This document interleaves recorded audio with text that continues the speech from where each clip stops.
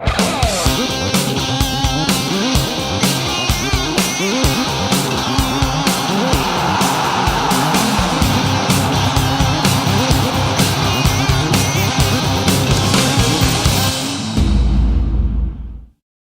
à tous dans ce nouveau numéro de Foot de Lille Mag. Voici le sommaire de l'émission. Je vais vous parler, comme d'habitude, des résultats du championnat de DAP, de D2R, de D2D et de D3. Donc, rubrique foot océan Indien, et enfin pour finir, les infos football à retenir. Donc, on va commencer bien sûr par la DAP. On jouait la troisième journée. Donc, voici les résultats. Donc, l'AS Marsouin a réussi à accrocher la Jeanne d'Arc 0-0. La Saint-Lusienne s'impose de justesse 1-0 contre le FC Aviron. Et la Saint-Péroise n'a pas fait de détail contre l'US Saint-Marienne et s'impose 3-0. Voici 2 des 3 buts de la rencontre.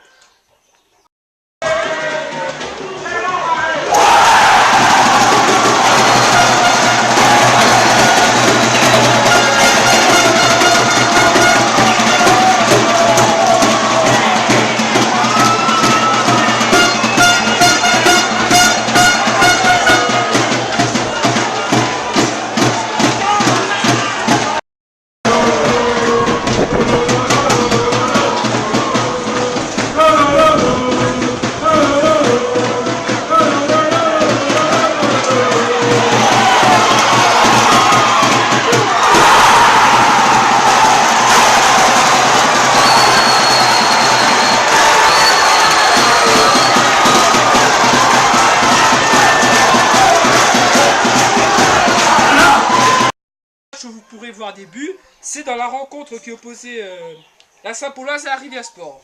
Et les tenants du titre ont réussi à gagner 2-1. Voici 2 des 3 buts de la rencontre. Qui remis le centre de Rula au deuxième poteau. Attention là, son groupe qui va reprendre. Et peut-être le but de Laurent.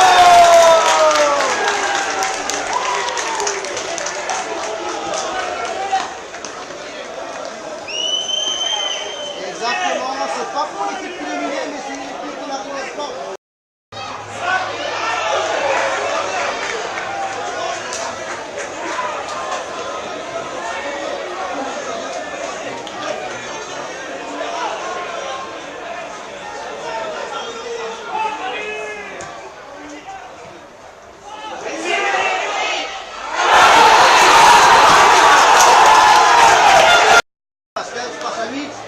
Alexandre, voilà le petit soufflet de monsieur Dubec, il prend son élan du pied droit, et puis...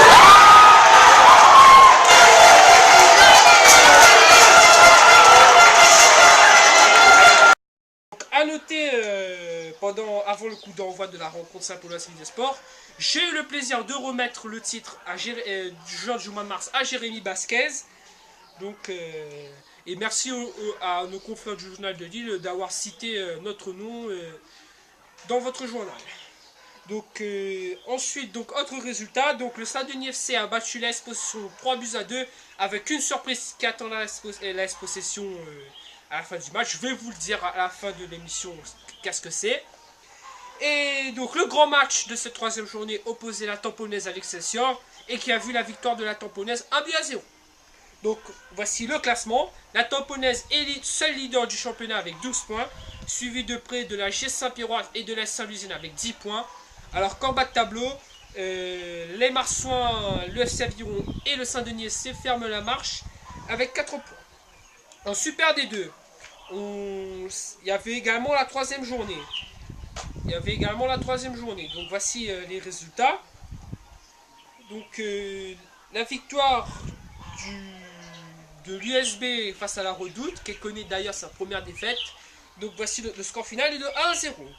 Dans le duel des promus mal classés, le S Centre 2 a été battu par l'ARC Bras-Fusil 3-1. Donc voilà, dans les autres résultats, le leader 3 Bassin FC s'est imposé 2-1 Stade Kléber-Picard contre le Tempo FC. La Petite Île a battu le SDFA 1-0. La Gauloise perd 4-2 sur son terrain contre le club olympique de Saint-Pierre. La Capricorne bat l'Entente Saint-Suzanne Bagatelle 2-1. Et enfin, les points perdus son premier match de la saison face à Piton Saint-Leu 1-0. Donc au classement de 3 Bassins et l'USB sont seuls en tête avec 12 points. Suivi de Piton Saint-Leu et de l'ASC Pro avec 9 points. Alors qu'en bas de tableau, le Tempo FC, l'Entente Saint-Suzanne Bagatelle et le Centre 2 ferment la marche avec 3 points.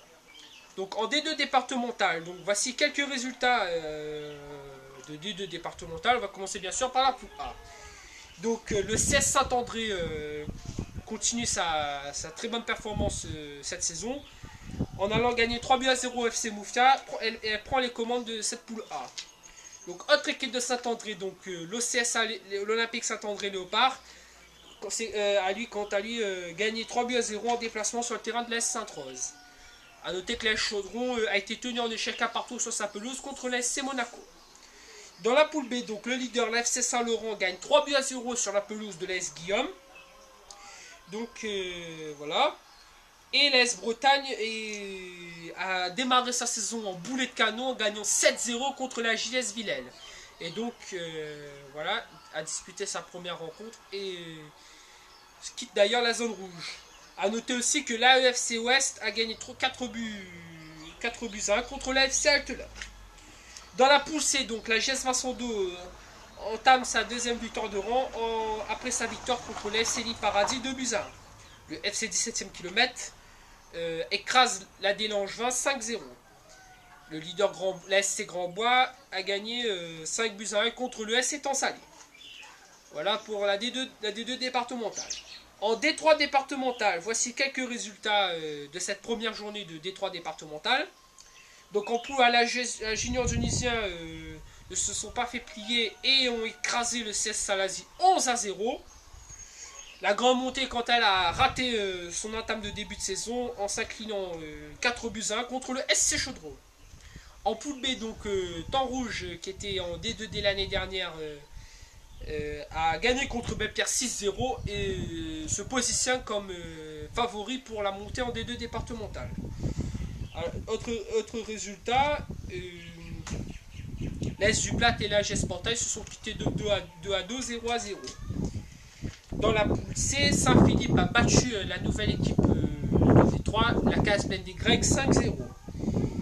Et on peut noter aussi le match nul entre le RC Saint-Pierre et la GS Braqueux, 4 buts partout.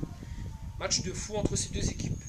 Dans la rubrique Océan Indien, donc il n'y a pas eu de championnat dans la zone, si ce n'est que pour vous dire qu'à Madagascar, le Tana FC va préparer son match, le Tana Formation, club de l'ancien tamponnier Lanto, prépare le 6ème de finale aller, de retour de la Coupe de la Confédération africaine de football à Luanda en Angola contre l'Interclub.